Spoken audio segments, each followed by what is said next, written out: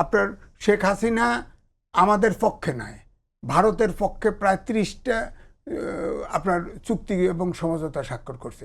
একটা রিভিউ করছে এই সরকার? ভারতের বিরুদ্ধে না সরকার ভাব দেয়? একটা রিভিউ করছে? আমাদের স্বার্থের পরিপন্থী একটা চুক্তি বাতিল করছে? একটা রিভিউ করছে? করে নাই তো।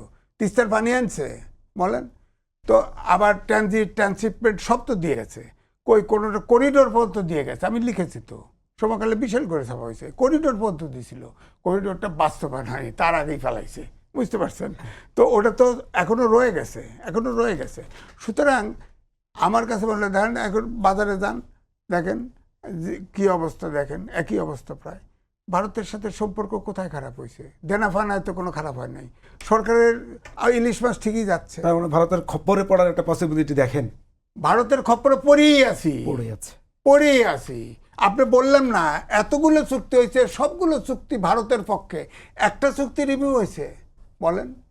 খালি মুখে আওয়াজ দিতেছি ভারতের বিপক্ষে আমরা, একটা চুক্তি রিভিউ হয়েছে?